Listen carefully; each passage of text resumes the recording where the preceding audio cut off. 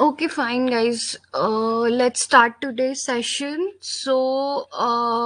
Quickly, we'll do a recap since it's the last topic of this chapter. From next week, we'll start with another chapter. Till now, we started from what is living organisms, what is non living beings, basically, what are the different criterias to distinguish between a living organism and a non living organism. We seen that we studied कि अभी अगर living being बोलते हैं तो उसके अंदर क्या क्या बेसिक मेजर 5 फैक्टर्स प्रेजेंट होते थे.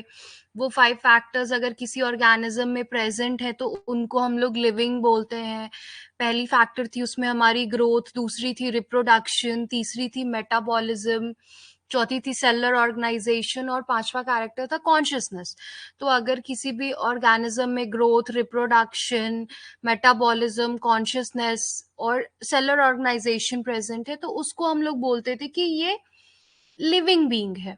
उसमें भी थी कि ग्रोथ और रिप्रोडक्शन को हम लोग डिफाइनिंग प्रॉपर्टीज नहीं बोलते हैं. लिविंग क्रिएचर्स का क्यों नहीं बोलते हैं? क्योंकि उनके अंदर एक्सेप्शंस प्रेजेंट है, इसीलिए ग्रोथ और रिप्रोडक्शन को हम लोग डिफाइनिंग प्रॉपर्टीज नहीं लेते हैं. लेकिन but other three, metabolism, cellular organization और कॉन्शियसनेस को हम लोग लिविंग ऑर्गेनिजम्स की डिफाइनिंग प्रॉपर्टीज कंसिडर करते हैं.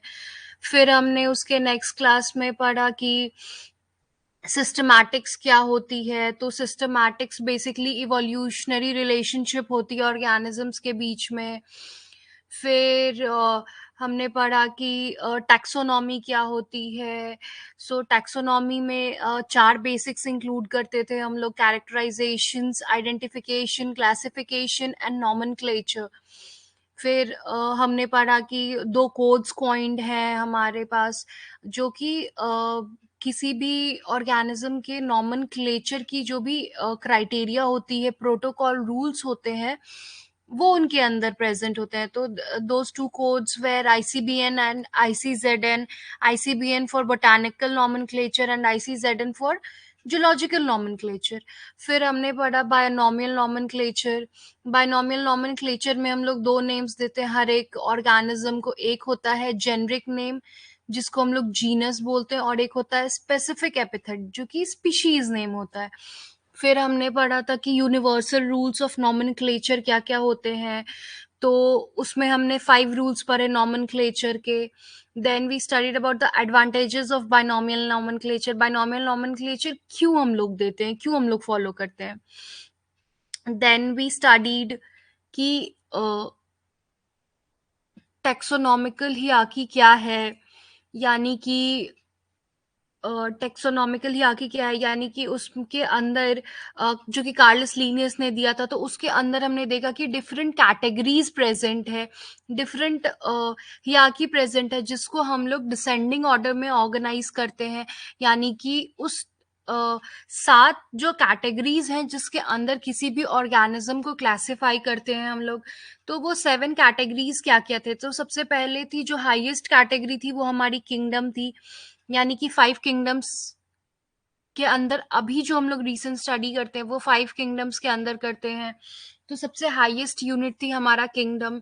फिर second most highest was phylum. Then phylum के बाद क्लास आती है, फिर ऑर्डर आती है, फैमिली आती है, देन जीनस, और जो सबसे स्मॉलेस्ट यूनिट थी, जो सबसे बेसिक यूनिट है, वो है स्पीशीज. तो हमने कल एक चीज पढ़ी कि जैसे जैसे हम लोग स्पीशीज से किंगडम की तरफ बढ़ते जाएंगे तो कॉमन कैरेक्टर्स जो होंगे वो डिक्रीज होते जाएंगे. यानी कि अगर हमको सबसे ज्यादा किसी चीज में कॉमन कैरेक्टर मिलेगा कि तो वो स्पीशीज के बीच में होगा. वो 2 स्पीशीज के बीच में सबसे ज्यादा कॉमन कैरेक्टर मिलेंगे और सबसे कम मिलेंगे वो किंगडम के अंदर मिलेंगे. हमने पढ़ा कल की lower the taxa more are the characteristics that the members within the taxon say. यानी कि जितना लोअर टैक्सा होगा उतना ज्यादा कैरेक्टर्स उन 2 स्पीशीज शेयर करेंगे, 2 टेक्सॉन जो होंगे वो शेयर करेंगे. तो that was all about what we study till now. आज हम लोग इस चैप्टर की लास्ट टॉपिक पढ़ेंगे, दैट इज टैक्सोनॉमिकल एड्स. तो let's see. What is taxonomical aids? Wait, I'll share you the screen.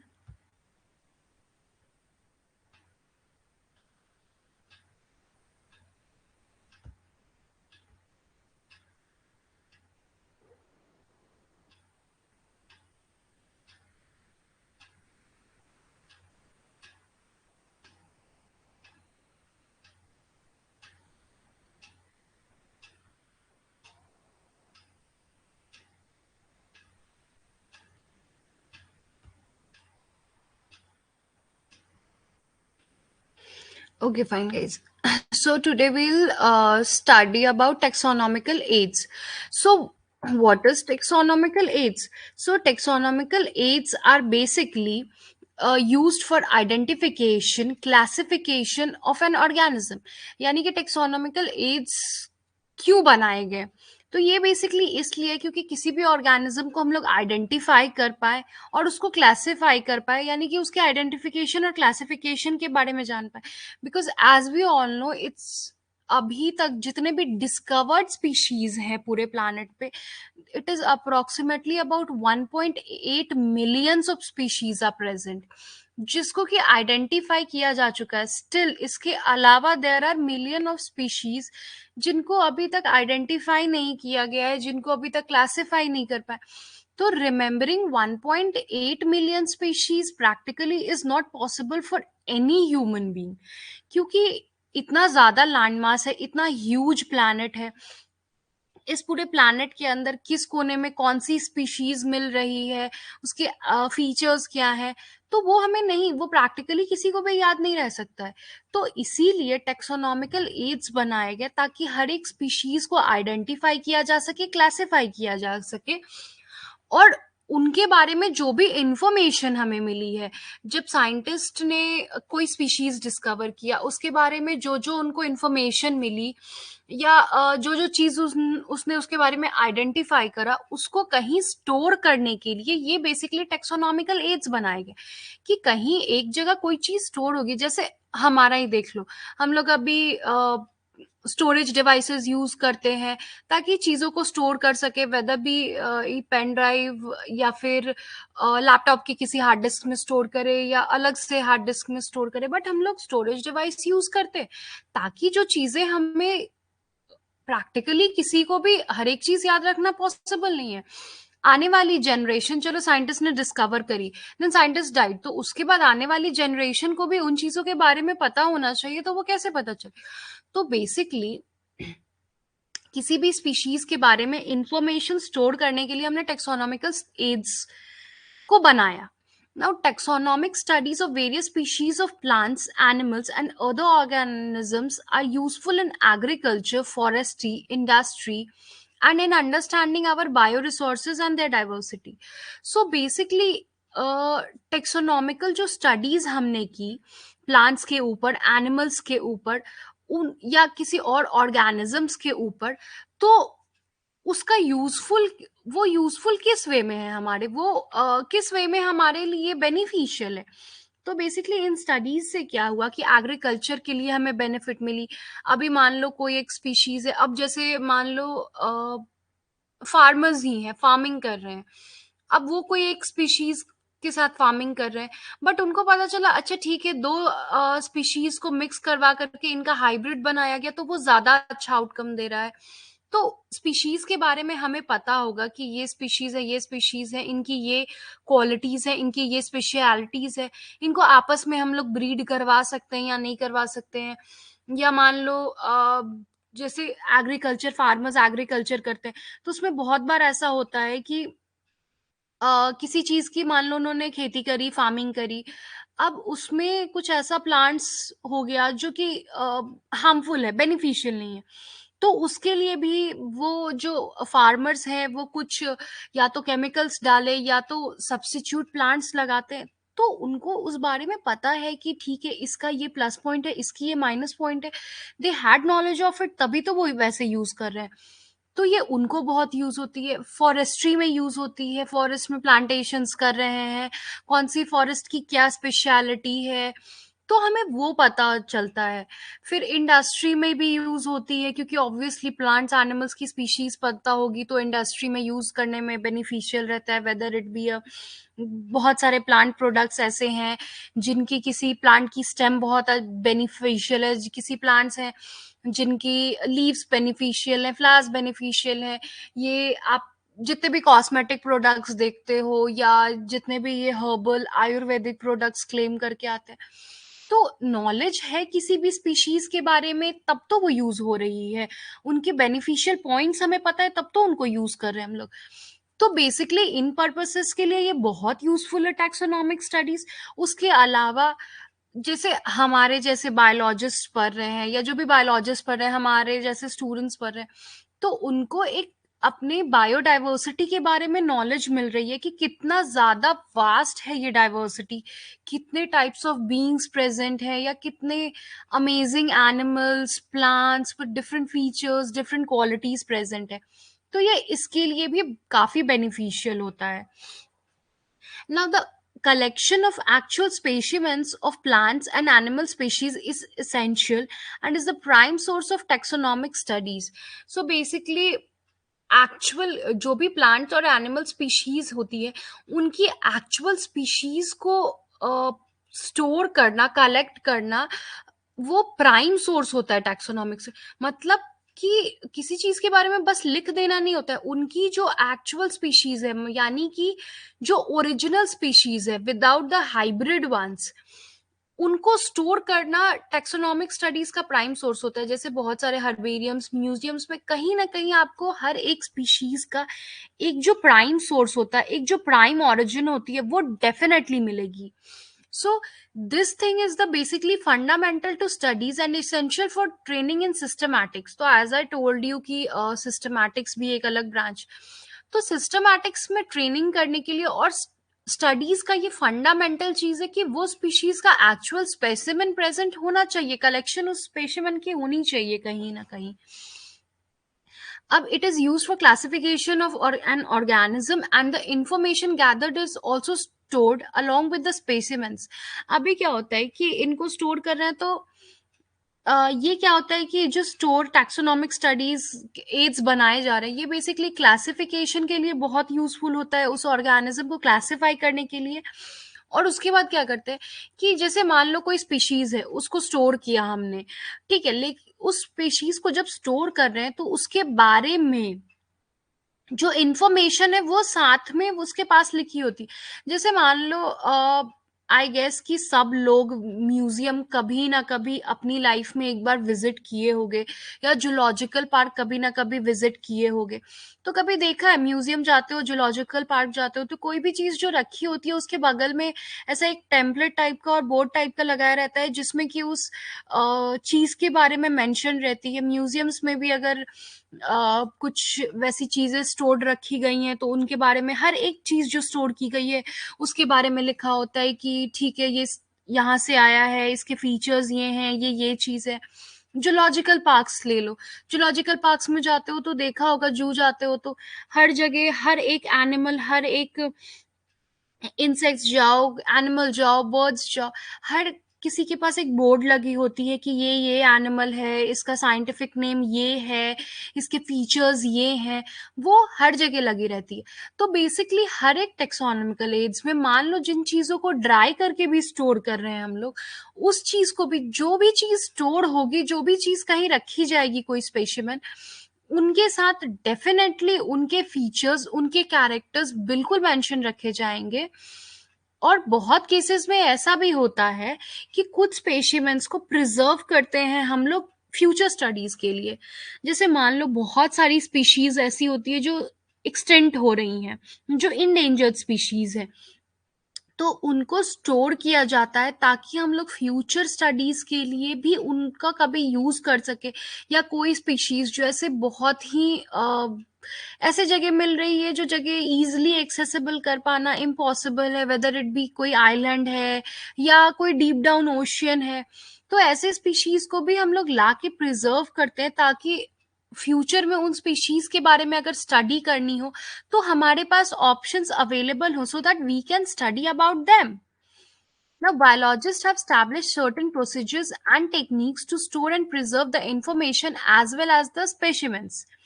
तो अभी क्या हुआ कि बायोलॉजिस्ट ने क्या करा कि एक प्रोसीजर स्टैब्लिश की है, एक टेक्निक स्टैब्लिश की है, जिसके थ्रू हम लोग इंफॉर्मेशन और उस स्पेसिमेन को भी स्टोर कर सके। जैसे मान लो कोई स्पेसिमेन ही है, अब जिनको स्टोर करनी है, तो प्लांट और लीव्स हैं, अगर मान लो कोई प्लांट्स है, कोई लीव्स है, किसी का रूट्स है, किसी का शूट्स है, तो उसको हम लोग कैसे स्टोर करेंगे?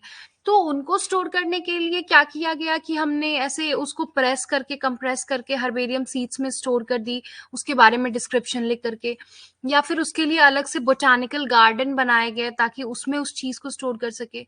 मान लो कोई एनिमल है, चलो जो डेड हो गए, जो लाइव एनिमल्स है उनको तो हमने जू में रख दिया, उनके लिए हमने वाइल्ड लाइफ सेंचुरीज बना दी, सब कुछ बनाया, लेकिन मान लो कोई डेड ऑर्गेनिज्म को स्टोर करना है हमें, जैसे कोई भी एनिमल है जो डेड हो गया, तो उसके लिए साइंटिस्ट ने रिसर्च की, फॉर्मलिन बनाया कि फॉर्मलिन में किसी भी स्पीशीज को स्टोर करके रखेंगे, किसी भी एनिमल को बेसिकली स्टोर करके रखेंगे, तो क्या होगा कि उसकी बॉडी स्मेल नहीं करेगी, रॉट डाउन नहीं होगी।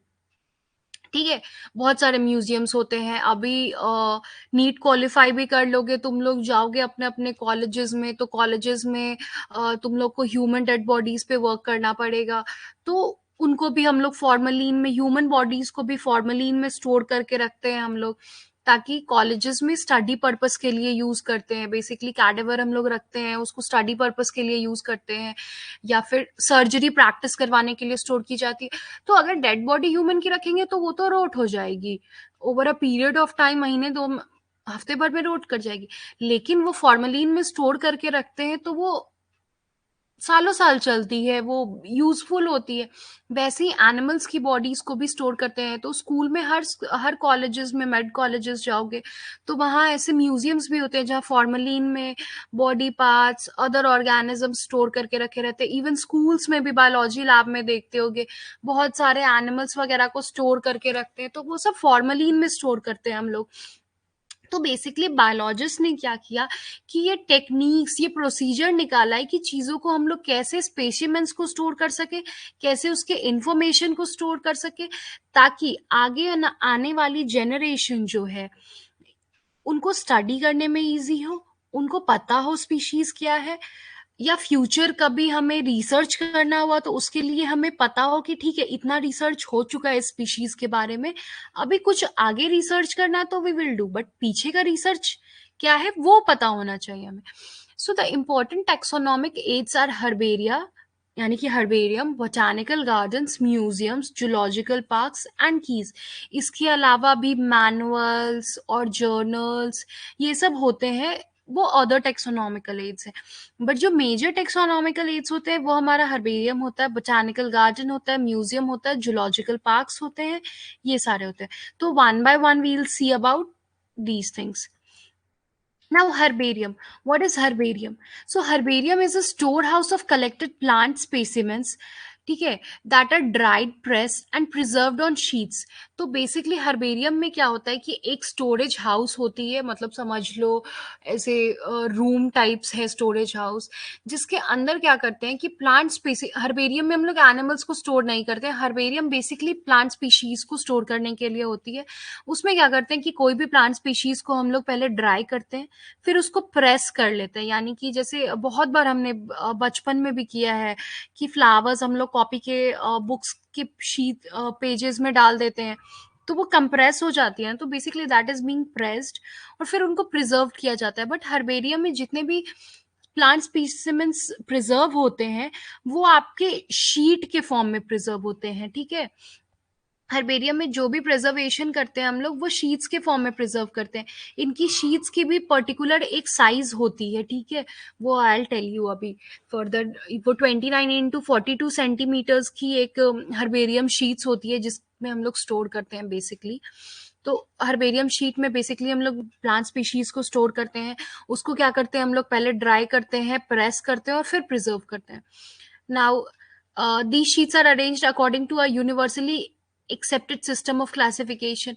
अब ये शीट्स भी बेसिकली जो हमने क्लासिफिकेशन का फॉर्म पढ़ा है आज तक, यूनिवर्सली एक्सेप्टेड जो क्लासिफिकेशन फॉर्म है उसी के अकॉर्डिंगली ये भी इस हर्बेरियम शीट्स की भी अरेंजमेंट है। ऐसा नहीं है कि कोई भी प्लांट्स को कहीं भी उठा करके रख दिया, ऐसा बिल्कुल नहीं होता है। हर एक स्पीशीज को अलग क्लासिफिकेशन में डालते हैं, फिर उनको उनके जीनस के साथ डालते हैं, फिर उनको उनके किंगडम वालों के साथ। तो ये अलग अलग क्राइटेरिया है, जो क्लासिफिकेशन फॉलो होता है उसी क्लासिफिकेशन के बेसिस पे ही हम लोग इसको क्लासिफाई करते हैं, इनको भी डिस्क्राइब करते हैं।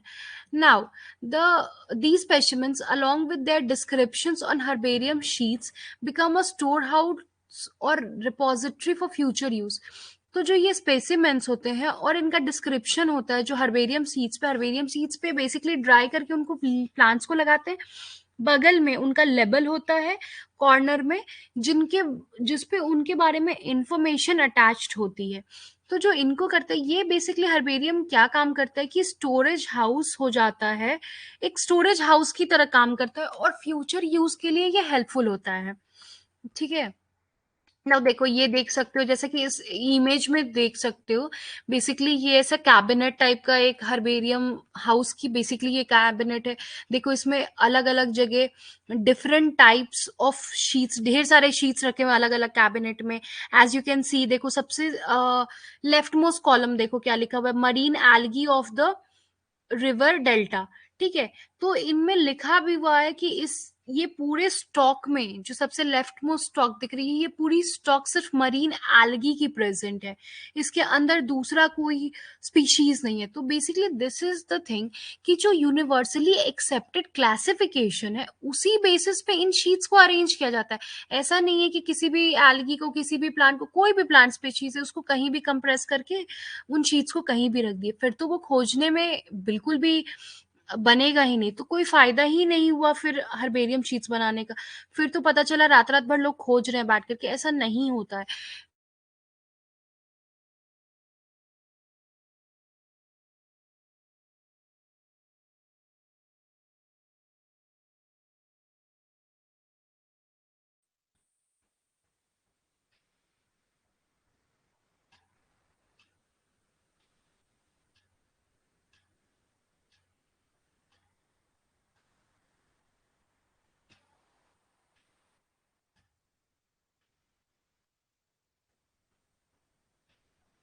Okay. The herbarium sheets carry a label providing information about date, place, and place of collection, English, local, and botanical names, family, collector's name.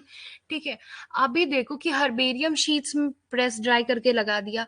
अब हर्बेरियम शीट्स में क्या होगी कि क्या क्या इंफॉर्मेशन प्रेजेंट होते हैं वो देखो। तो अभी क्या होता है कि आई टोल्ड यू कि एक हर्बेरियम शीट होती है जिसका की डायमेंशन होता है 29 इंटू 42 सेंटीमीटर की एक हर्बेरियम शीट है। हर एक शीट की साइज यही होगी। इसमें हम लोग जब कंप्रेस करके प्रेस करके ड्राई करके लगा देंगे, शीट्स को अटैच कर देते हैं, तो इनके साइड में, ठीक है, 8 इंटू 12 सेंटीमीटर की एक लेवल बनाई जाती है कॉर्नर में, जिसमें इसके बारे में डिस्क्रिप्शन लिखी रहती है, इंफॉर्मेशन लिखी रहती है। तो उसमें क्या क्या इंफॉर्मेशन लिखी रहेगी, डेट और प्लेस ऑफ कलेक्शन। ठीक है। किस दिन वो स्पीशीज, किस डेट पे उस स्पीशीज को कलेक्ट किया गया है, किस जगह से कलेक्ट किया गया। जैसे कि इस लेफ्ट कॉर्नर वाले स्टॉक में मैंने दिखाया कि ये मरीन एल्गीज है जो रिवर डेल्टा से मिले हैं। ठीक है। तो वैसे ही डेट लिखी रहती है कॉर्नर में, प्लेस लिखा रहता है कि ये स्पेशीज को कहाँ से उठाया है हमने। मान लो किसी स्पेशीज को हमने कोराल रीफ से उठाया है, या किसी स्पीशीज को हमने सुंदरबन डेल्टा से उठाया है, या किसी को amazon फॉरेस्ट से लिया है। तो प्लेस ऑफ कलेक्शन लिखी रहती है कि ये पर्टिकुलर स्पीशीज कहाँ से उठाई गई है, उनका इंग्लिश नेम, उनका लोकल नेम और उनका बोटानिकल नेम, सारा नाम उनका प्रेजेंट होगा। क्योंकि एज वी नो कि हर एक स्पीशीज का एक कॉमन नेम अलग होता है, जो लोकल नेम होता है, जो हम लोग वर्नाकुलर नेम जिसको बोलते हैं, जो हम लोग बोलचाल की भाषा में यूज करते हैं। फिर हर एक स्पीशीज का एक साइंटिफिक नेम होता है जिसको बोटानिकल नेम बेसिकली बोले, क्योंकि प्लांट्स है तो botanical name, otherwise basically scientific name. उन किस फैमिली को बिलोंग करते हैं वो, उनका जीनस क्या है। फिर उसमें ये भी मेंशन रहता है कि उस स्पीशीज को कलेक्ट किसने किया है। सो कलेक्टर नेम भी उस शीट में प्रेजेंट रहती है कि इस शीट को किसने कलेक्ट करके इसमें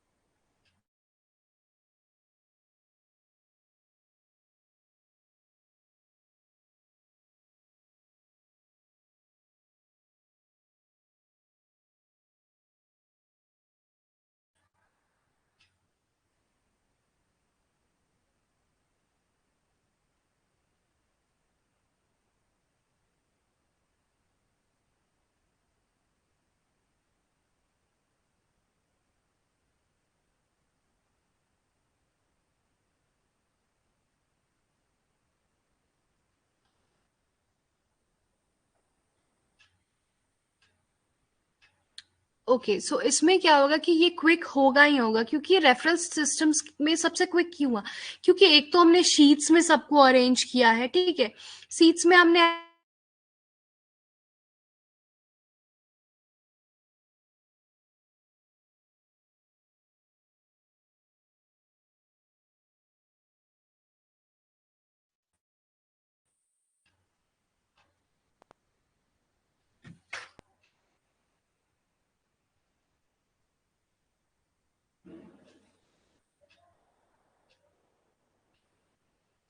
अभी इसको हम लोग क्विक क्यों बोलते हैं। अभी इसमें क्या हो गया कि हमें मान लो किसी एक स्पीशीज के बारे में पढ़ना है, मान लो हमें रेड एल्गीज के बारे में पढ़ना है या ग्रीन एल्गी, तो इसमें क्या होता है कि शीट्स होती है, उनको उस वे में अरेंज किया जाता है, उस लेवल के साथ अरेंज किया जाता है कि अगर हमको कुछ चाहिए होगा, तुम स्टोर हाउस में जाओ, हर्बेरियम में जाओ, हर एक स्पीशीज का अलग कॉलम है, हर एक कैटेगरी का अलग कॉलम है, उनको उस तरीके से क्लासिफाई किया गया कि अगर हमें स्टडीज के लिए चाहिए हो किसी स्पीशीज के बारे में स्टडी करना, तो बिल्कुल तुरंत हमें जो क्विक रेफरल सिस्टम मिलेगी वो हर्बेरिया में मिलती है, ठीक है। हाँ, तो देखो अभी एज आई टोल्ड यू कि हर्बेरियम शीट्स की साइज जो मैंने तभी बताई, जो स्टैंडर्ड साइज होती है हर्बेरियम शीट की, वो होती है हमारी 29 into 42 सेंटीमीटर्स, ठीक है। और उनमें जो लेवल लगाते हैं हम लोग कॉर्नर,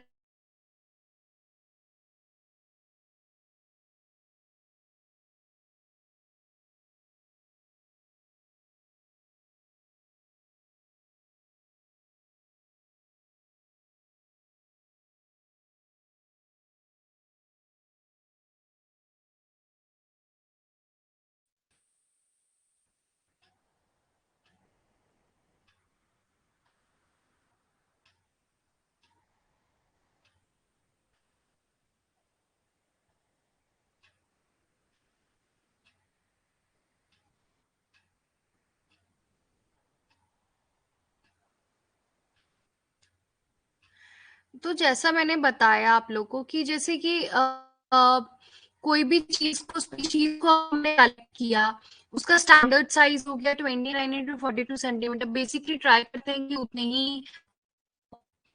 उतनी ही बड़ी शीट में सबको साइज वही है।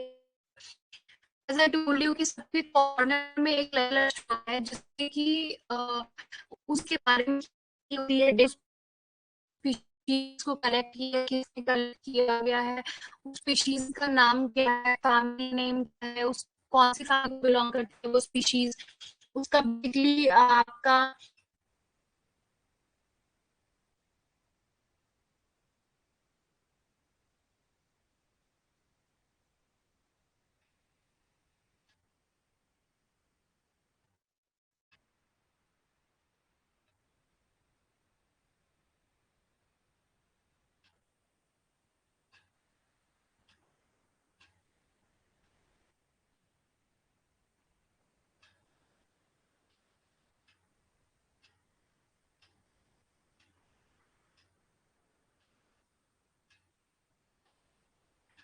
ओके गाइस, सो बेसिकली जो हमारा लेवल अटैच्ड होता है, जो कॉर्नर में लेवल अटैच्ड होता है, तो उसकी साइज क्या होती है, बेसिकली या तो 6.5 into 10.5 सेंटीमीटर की होगी, या फिर 8 into 12 सेंटीमीटर्स की वो होती है, ठीक है, जिसमें कि वेरियस इंफॉर्मेशन कलेक्टेड होते हैं उस स्पीशीज के बारे में, जो कि कॉर्नर में अटैच्ड होती है। Now the sequential order of steps takes place during herbarium technique is collection, is drying, poisoning, mounting, stitching, labeling, identification, filling of specimens, storing and maintenance of index register। तो देखो, जो criteria होती है, जो steps होती है, वो क्या क्या स्टेप्स होती है। तो सबसे पहले क्या किया हमने, कलेक्शन करी स्पीशीज की, फिर हमने क्या किया कि उसको ड्राई किया, ड्राई करने के बाद उसको पॉइजनिंग करनी पड़ती है। पॉइजनिंग इसलिए करते हैं ताकि ड्राई करने के बाद भी वो लॉन्गर टाइम तक वो रह सके, जैसे ह्यूमन बॉडीज को फॉर्मेलिन में डालते हैं, तो वैसे ही प्लांट्स को भी पॉइजनिंग इसलिए की जाती है ताकि वो लॉन्गर ड्यूरेशन उस तक वो उनको स्टोर कर सके, ठीक है, वो ड्राई होकर के टूट करके बिखर ना जाए। देन उसके बाद उसकी माउंटिंग करते हैं, शीट्स के ऊपर उनको माउंट करते हैं, फिर उस को शीट्स के ऊपर स्टिच करते हैं। देखो बगल में जो डायग्राम है उसमें क्लियरली देख सकते हो, देखो कॉर्नर में एक लेवल है, उस स्पीशीज को देख रहे हो, स्टिचिंग की हुई है। तो उस स्पीशीज को उस शीट पे स्टिच करते हैं हम लोग, फिर उसकी लेबलिंग करते हैं कि हाँ ठीक है ये स्पीशीज है। फिर उसकी आइडेंटिफिकेशन करते हैं, फिलिंग ऑफ स्पेसिमेन करते हैं, यानी कि किस कहाँ कौन सी फैमिली को बिलोंग करता है, कौन सा जेनरा को बिलोंग करता है, उसकी कैरेक्टरिस्टिक्स क्या होते हैं। फिर उसको स्टोर कर देते हैं। ठीक है, उसके कम्युनिटी के उसके जो जिस क्लासिफिकेशन को वो बिलोंग करता है उस शीट।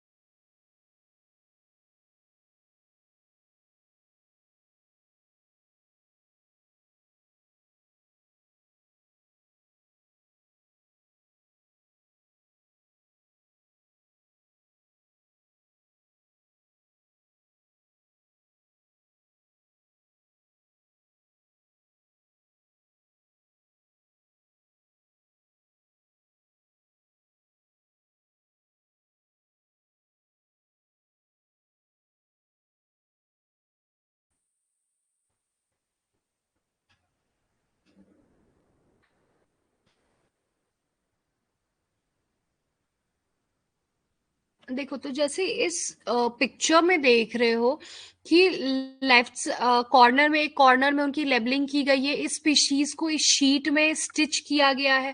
सो बेसिकली उनका सिक्वेंशियल फॉर्म ये है। और इंडेक्स रजिस्टर मेंटेन क्यों करते हैं हम लोग, ताकि इंडेक्स रजिस्टर जैसे हर्बेरियम में गए, अगर हमें कि कोई स्पीशीज के बारे में देखना है, खोजना है, तो हमें पता हो कि उतने बड़े स्टोरेज हाउस में, स्टोरेज रूम में कहा कि कौन से नंबर के कॉलम में कौन से स्टॉक में इस पर्टिकुलर स्पीशीज के बारे में मिलेगा। इसीलिए एक इंडेक्स रजिस्टर हर एक हर्बेरियम में मेंटेन की जाती है। Now the second one is botanical gardens. So basically botanical gardens जैसे जूलॉजिकल पार्क्स होते हैं, जूस होते हैं, वैसे बोटानिकल गार्डन्स होते हैं जहाँ प्लांट्स को स्टोर करते हैं, लाइव प्लांट्स प्रेजेंट होते हैं जैसे जू में होते हैं एनिमल्स। तो वैसे these specialized gardens have collection of living plants for reference. Reference के लिए बेसिकली इन लिविंग प्लांट्स को हम लोग botanical gardens में रखते हैं। Plant species in these gardens are grown for identification purposes, and each plant is labeled indicating its botanical scientific name and its family. तो जैसे जू में देखे हो कि एक बोर्ड लगी होती है जिसमें उसका लोकल नेम होता है, उसका साइंटिफिक नेम होता है और उसकी फैमिली के बारे में होता है। In the same way botanical gardens में भी प्लांट स्पीशीज को उगाया जाता है, फिर उनके आइडेंटिफिकेशन पर्पसेस के लिए उनको ग्रो किया जाता है, बेसिकली टू आइडेंटिफाई कि ये डिफरेंट डिफरेंट प्लांट्स हैं। और जैसे सेम वे जूलॉजिकल पार्क्स में हम लोग लेबलिंग की रहती है, वैसे ही बोटानिकल गार्डन्स में हर एक प्लांट के पास एक लेबलिंग की जाती है जिसमें उनका botanical name, scientific name present होता है, उनकी फैमिली प्रेजेंट होती है, या उनका लोकल नाम लिखा हुआ होता है, ऐसी चीजें होती है। जो okay, here are the few famous botanical gardens. ठीक है, एक इंग्लैंड में है Kew, Indian botanical garden Howrah में है, कोलकाता में है, ये इंडिया में प्रेजेंट है। फिर national botanical research institute NBRI Lucknow, ये भी इंडिया में है ही है। लखनऊ में ये जो बेसिक बोटानिकल गार्डन है, ये बहुत बड़ी बोटानिकल गार्डन है क्योंकि ये रिसर्च इंस्टीट्यूट भी है। तो यहाँ हर एक स्पीशीज के बारे में रिसर्च भी बहुत होती रहती है, इसलिए इस बोटानिकल गार्डन में बहुत ज्यादा नंबर ऑफ स्पीशीज भी प्रेजेंट है। कभी अगर कोलकाता जाओ, कोई हावड़ा जाओ, do visit it, it is a beautiful place. So you people should do visit it if you ever go to Kolkata. Now, what are the objectives of botanical gardens?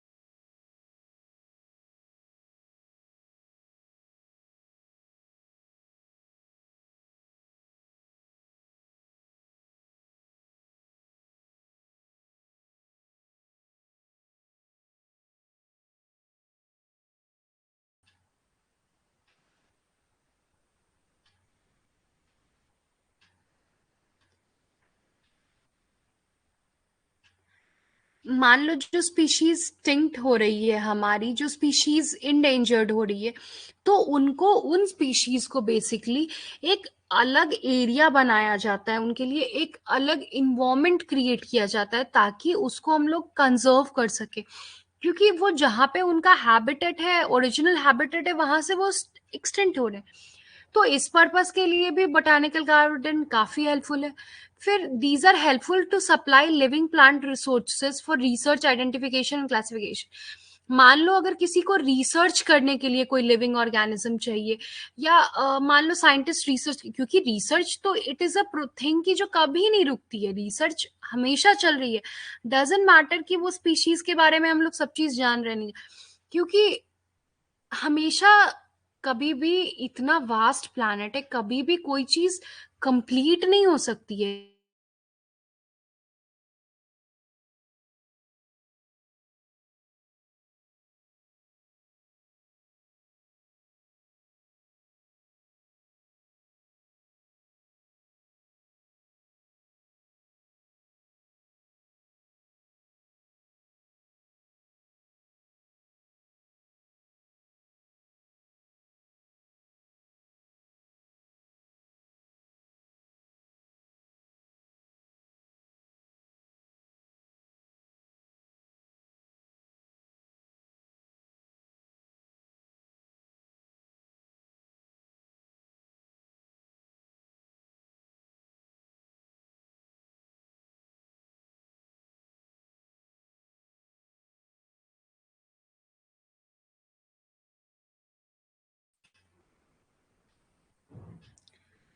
मान लो हमें research purpose के लिए कोई species चाहिए, तो वो species हमें कहाँ से मिलेंगी?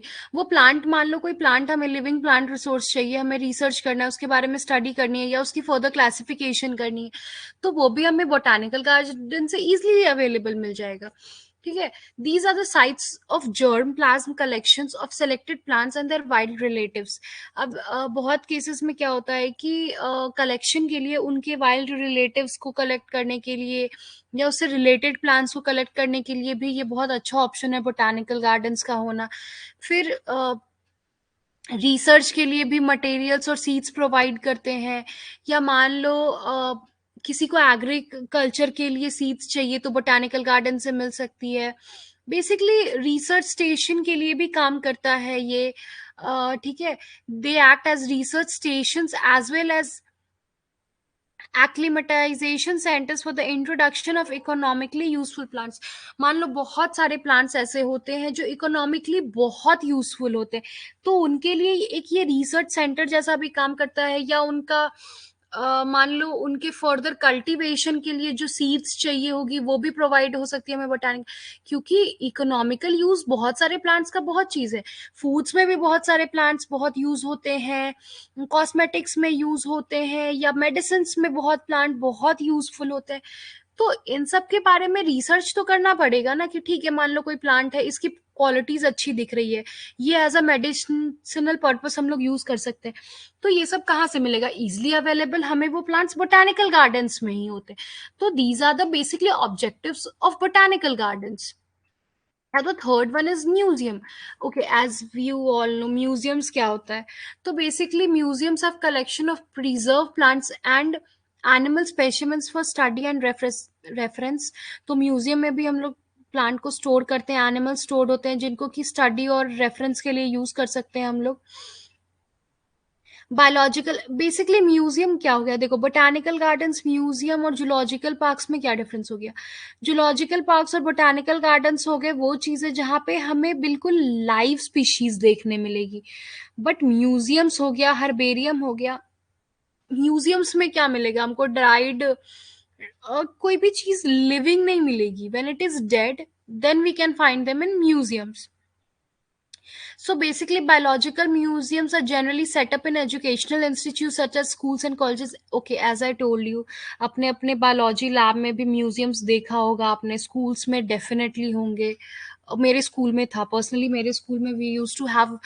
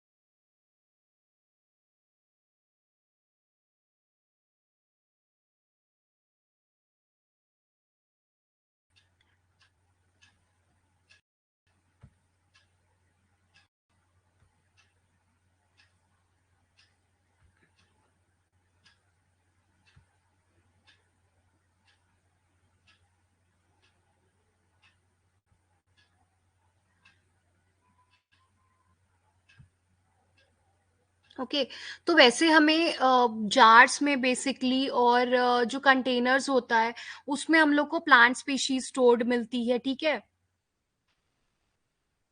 अभी उसके बाद क्या होता है कि फॉर्मलिन में हम लोग रख के स्टोर किए, लेकिन प्लांट स्पीशीज को स्टोर करना है तो प्लांट स्पीशीज को हम लोग ड्राई करके भी स्टोर कर सकते हैं, ठीक है। Museums often have collection of skeletons of animals too, मैंने बताया जैसे अगर ड्राई करके एनिमल्स को स्टोर करोगे तो कैसे ही स्टोर करोगे, उनका स्केलेटन प्रेजेंट होता है।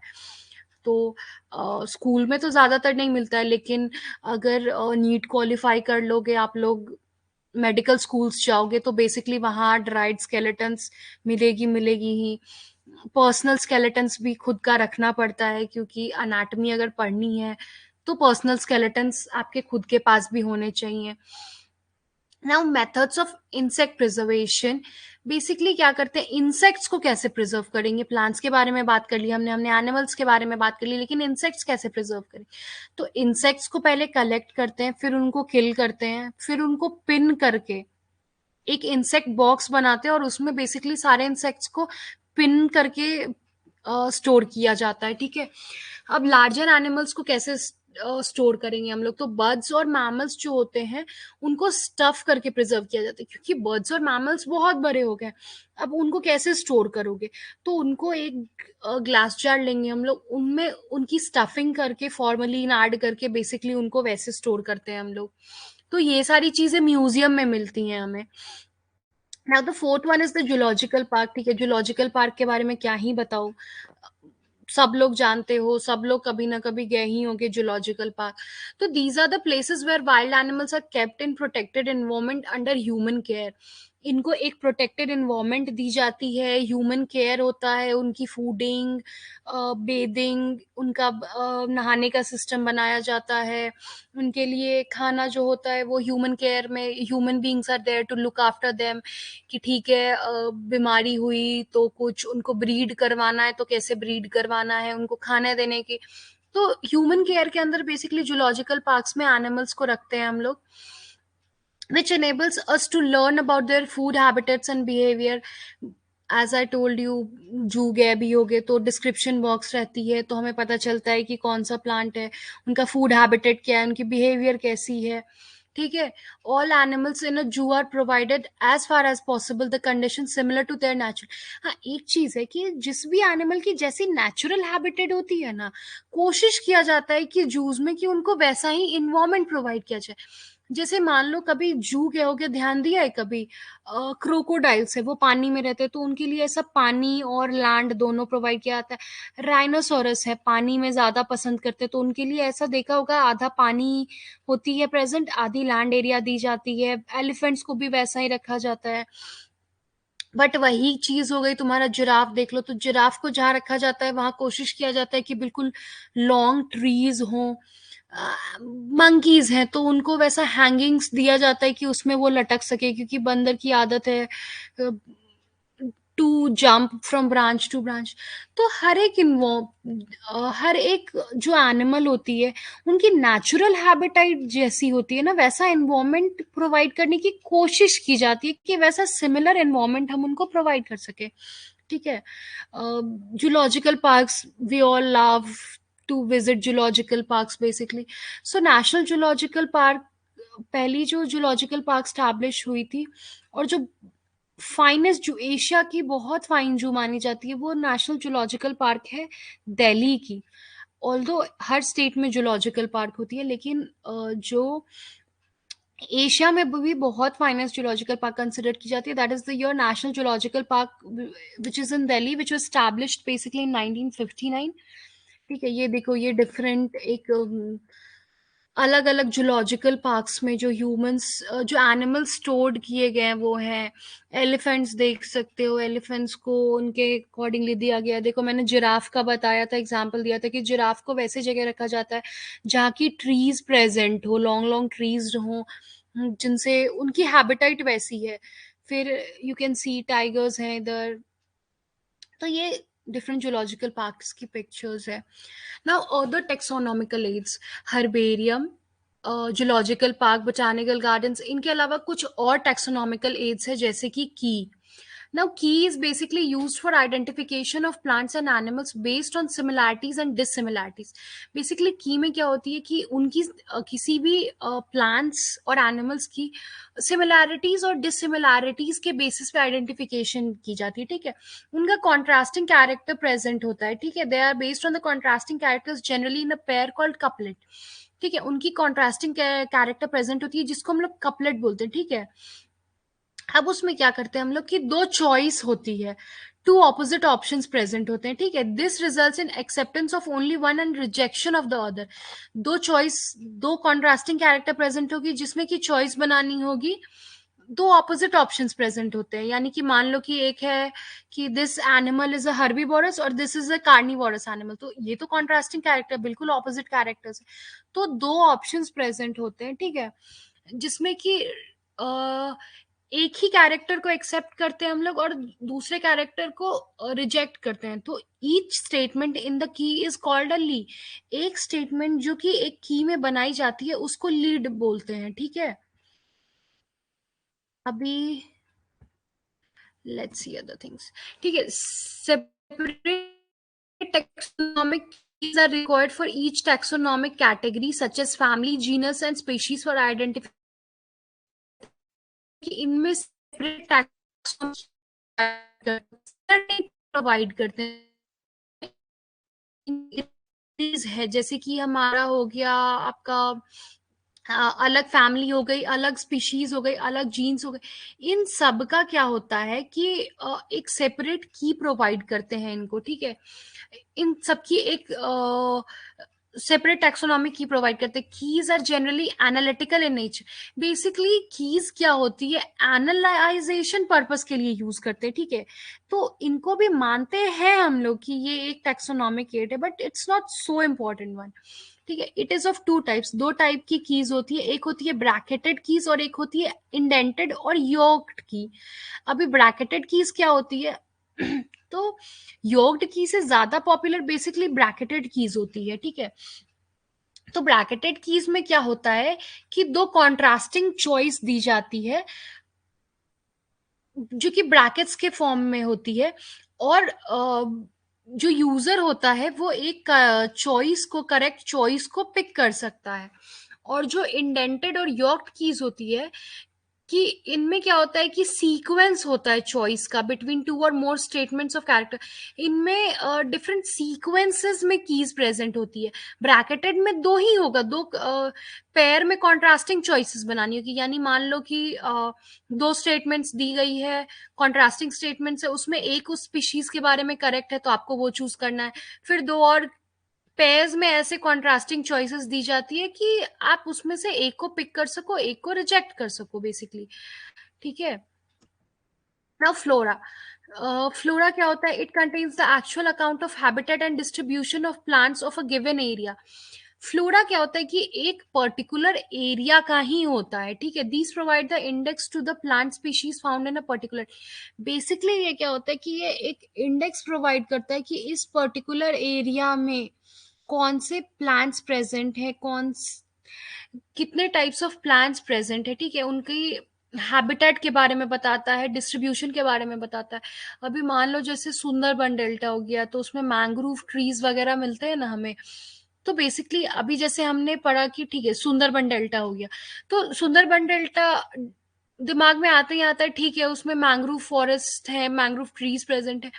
तो बेसिकली फ्लोरा वही होता है कि एक पर्टिकुलर एरिया में कौन कौन से प्लांट स्पीशीज प्रेजेंट है उनके बारे में एक इंडेक्स प्रोवाइड करवाता है कि इस पर्टिकुलर एरिया में ये पर्टिकुलर स्पीशीज प्रेजेंट है, ठीक है. तो that is flora. What is now the third other key is the manual. So manuals are basically useful in providing information for identification of names of species found in area. Manuals में क्या होता है कि हर एक species का नाम होता है कि इस पर्टिकुलर एरिया में ये स्पीशीज प्रेजेंट है.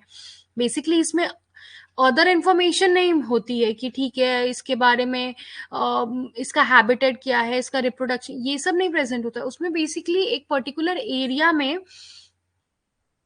ये स्पीशीज मिलते हैं इस पर्टिकुलर एरिया में, ये स्पीशीज मिलते हैं, उनकी नाम प्रेजेंट होती है बेसिकली मैनुअल्स में. Now the last one is monographs. Monographs क्या होता है? मोनोग्राफ्स बेसिकली एक बुक है, ठीक है, जिसमें कि हर एक स्पीशीज का जीनस क्या है, फैमिली क्या है, उनका किंगडम क्या है, फाइलम क्या, जितना भी कैटेगरी है वो प्रोवाइड होती है. मतलब मान लो अगर किसी के बारे में एक मोनोग्राफ किसी स्पीशीज के बारे में पब्लिश हुई, ठीक है, तो उस जब वो पब्लिकेशन हुई है उस मोनोग्राफ की, उस टाइम पे उसके बारे में जितनी भी इंफॉर्मेशन हमारे पास होती है वो सब उसमें प्रेजेंट मिलेंगी हमें, ठीक है. जैसे कि उसकी जीनस क्या है, उसका किंगडम क्या है, उसका फाइलम क्या है, वो किस फैमिली को बिलोंग करता है, जितने भी इंफॉर्मेशन पब्लिकेशन के टाइम पर प्रेजेंट है वो उस बुक में होंगे, ठीक है. Monographs contain information on any one tax on, ठीक है. हर एक टेक्सॉन के बारे में अलग अलग मोनोग्राफ्स होते हैं, ठीक है, अलग अलग मोनोग्राफ्स होती है जो कि हर एक टेक्सॉन के लिए अलग अलग, एक ही टेक्सॉन के बारे में एक मोनोग्राफ कंटेन्स करती है, ठीक है. तो that was all about today's class, और ये चैप्टर का एंड भी था, ठीक है. There are different types of biology taxonomical aids which we studied. तो दीज वेयर बेसिकली जो इम्पोर्टेंट टेक्सोनॉमिकल एड्स होते हैं हमारे, वो चार है. हमारा हर्बेरियम हो गया, जिसमें कि 29 into 42 सेंटीमीटर की एक शीट थी जिसको हमने कंप्रेस करके, ड्राइड प्रेस करके हमने उसमें स्टिच करके लगाया शीट में. कॉर्नर में उनके बारे में इंफॉर्मेशन प्रोवाइडेड होती है. दूसरा था हमारा बोटानिकल गार्डन्स, जिसमें कि लाइव, जैसे जूलॉजिकल पार्क्स की तरह उसमें भी हम लोग लाइव प्लांट स्पीशीज को स्टोर करते हैं. तीसरा हमारा था म्यूजियम. म्यूजियम जो कि हम लोग को स्कूल्स और कॉलेजेस में बेसिकली मिलते हैं, जो बायोलॉजिकल म्यूजियम्स है. द म्यूजियम्स आर देयर जिसमें हम लोग नॉन लिविंग थिंग्स रखते हैं, बट बायोलॉजिकल म्यूजियम्स जो बेसिकली यूज और स्कूल्स और कॉलेजेस में मिलते हैं, जो कि बेसिकली एजुकेशनल पर्पसेस के लिए यूज करते हैं हम लोग.